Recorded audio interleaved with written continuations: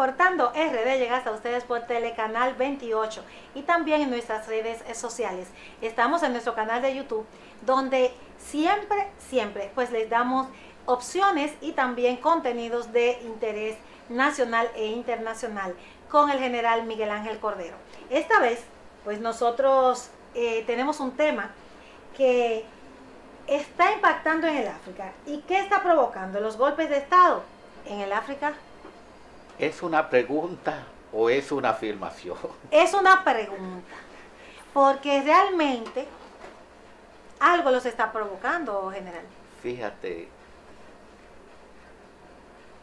los conflictos de intereses se dan también en los estados y precisamente se están dando en una región tan empobrecida como es el África.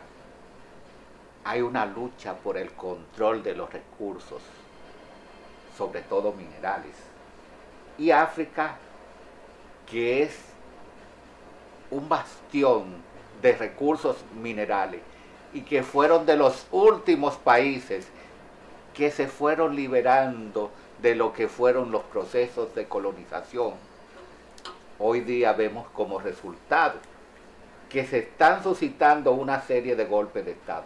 Los más recientes entre ellos, el 18 de agosto del año 2020, en Malí, que pertenece a lo que se llama la región del Sahel, pero también está Burkina Faso. Posteriormente, y el más reciente en el Sahel, fue el golpe de Estado dado en Níger, donde se depuso a su presidente, Mohamed Bazoum, por parte del coronel Assimi Goïta. ¿Qué pasó en Níger? En Níger una junta militar depuso al presidente, que está preso todavía, con el objeto de crear un proceso de transición para reestructurar lo que es el Estado nigeriano. Entonces, con un pronóstico de elecciones a 2 años, ¿qué elemento fundamental existe a nivel de los minerales en Níger? El uranio. El uranio, que es un mineral precisamente que sirve como combustible para las plantas nucleares, y que inmediatamente se establece esta junta militar, establece que no se le va a exportar más uranio a Francia, quien disponía de ese uranio para sus plantas nucleares. Eso sucedió el 24 de julio del año en curso, pero un mes y varios días después, ahora, el 30 de agosto, se da una situación similar en lo que es Gabón, mejor conocida como la República Gabonesa. La República Gabonesa, que tiene una extensión territorial de 267.667 kilómetros cuadrados, con una población de 2.300.000 habitantes y una densidad poblacional de 8.6 habitantes por kilómetro cuadrado. Fue miembro de la OPEP desde tiempos atrás y dejó de ser miembro en el 1995, pero se volvió a reincorporar a la OPEP en el año de 1916. ¿Cuál es el gran recurso que tiene Gabón? Gabón tiene uranio, al igual que Níger, y tiene también petróleo. Es miembro de la OPEP. Gabón explota diariamente, bombea unos 200.000 barriles de petróleo diarios, y exporta de esos 200.000, 181.000. Es decir, vive, su subsistencia viene prácticamente del petróleo, pero también del uranio. Entonces, es uno, Gabón, de de los países del África Central, porque ya no estamos hablando del África Occidental, ya estamos viendo en el África Central que comenzó la epidemia de los golpes de Estado. En este estado, que es uno de los más estables económicamente, tiene un PIB total de unos 36.218 millones de dólares y un PIB per cápita de 19.252 millones de dólares. Es decir, ocupa el lugar 4 y el lugar 3 en este ámbito. Pero, ¿qué ha sucedido en Gabón?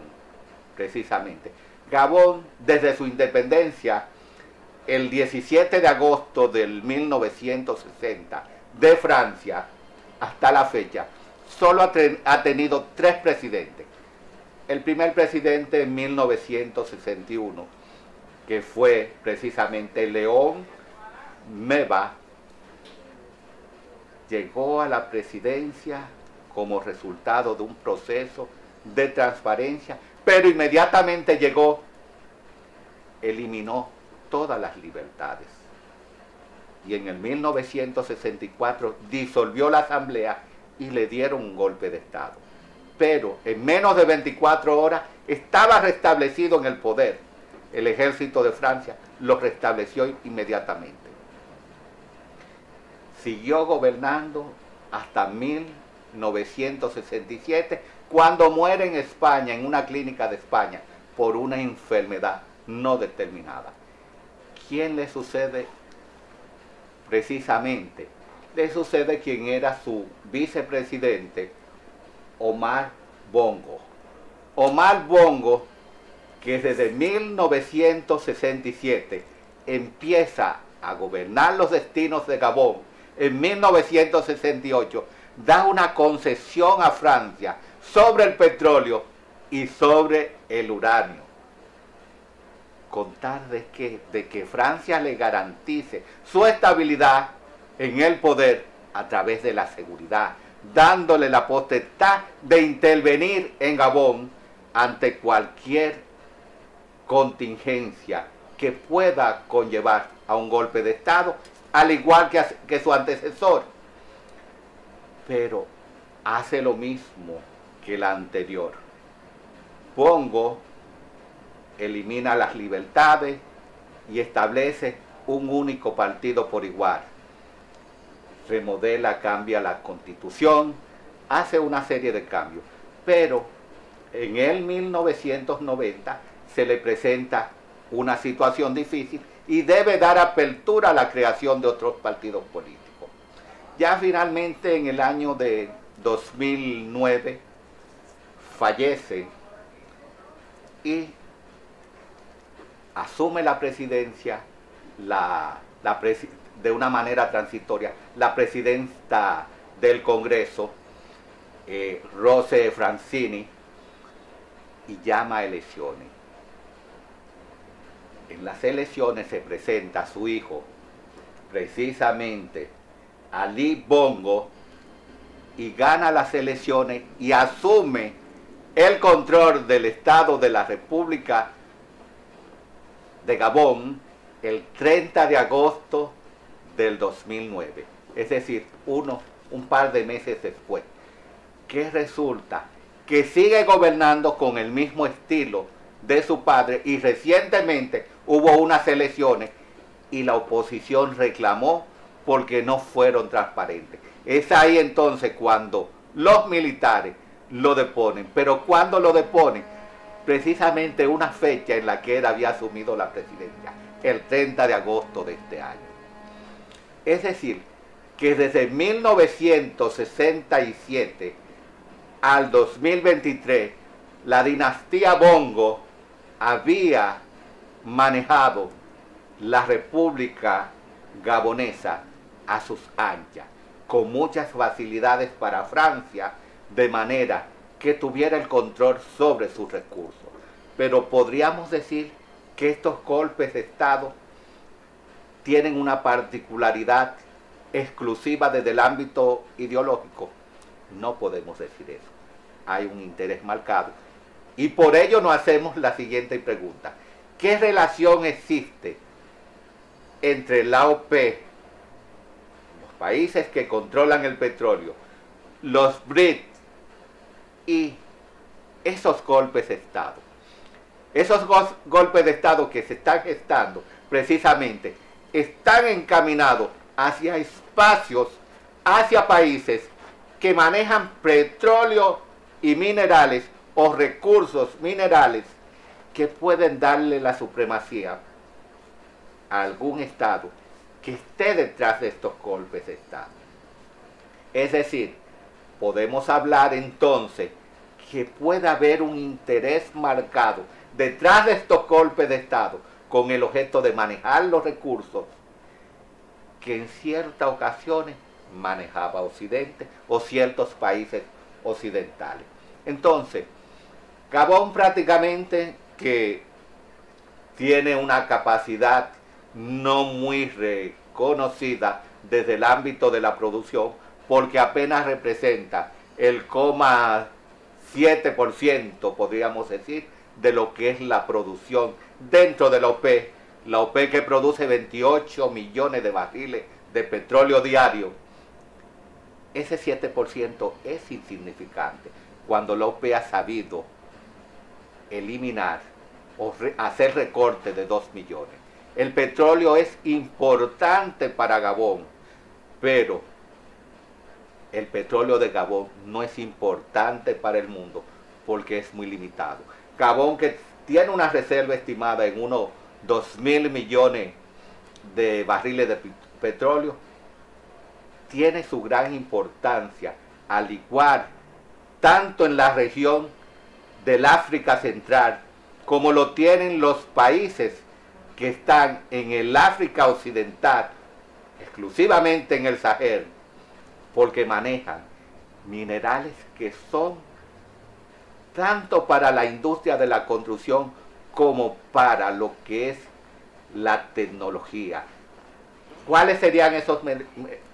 Sería el uranio, el fósforo, el zinc, el fosfato, entre otros materiales que van a dar al traste con lo que es el avance tecnológico de los grandes imperios, como se le podría decir. Doctor, entre estas situaciones que usted ha planteado, que provocan o que pudieran estar provocando las deposiciones o los golpes de Estado en Francia, en África.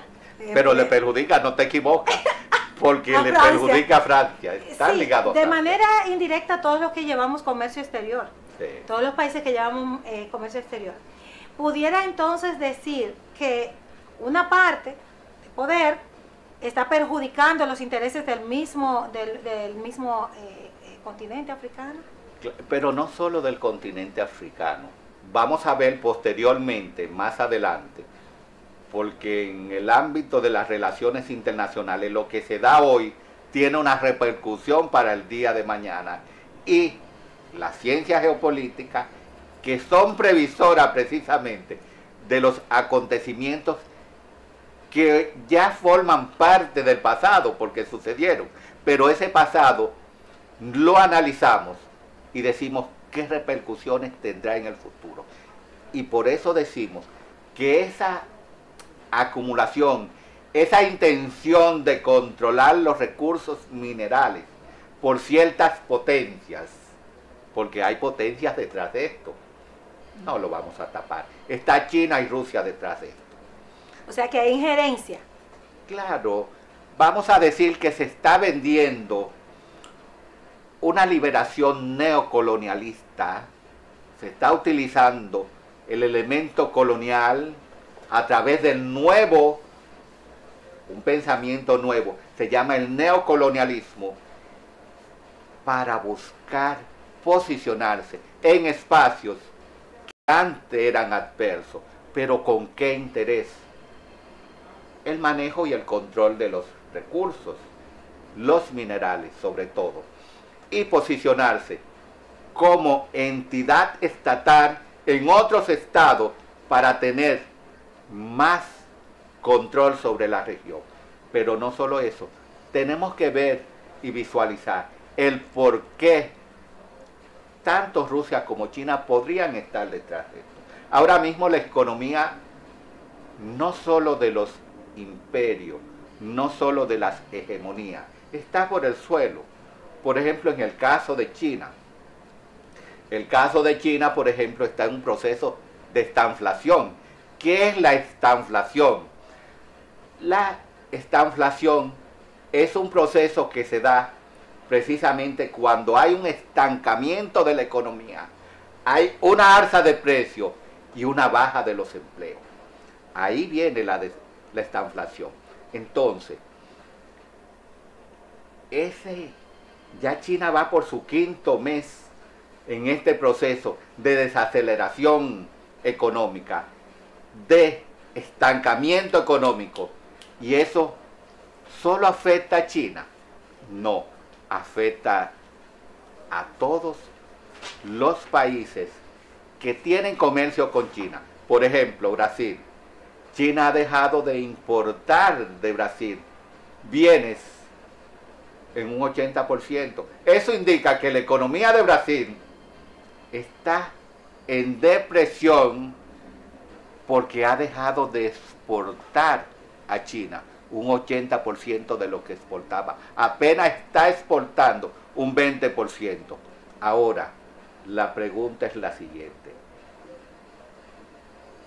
¿Cuál es la misión de la franja y la ruta de la seda? No es dinamizar las exportaciones y las importaciones.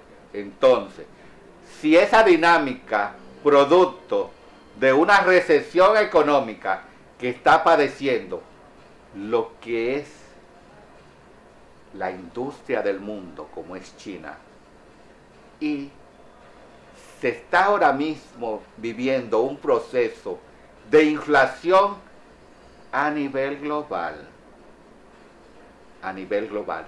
¿Puede esa ruta de la seda, como han dicho algunos comentaristas y otros analistas, estar en sus mejores tiempos?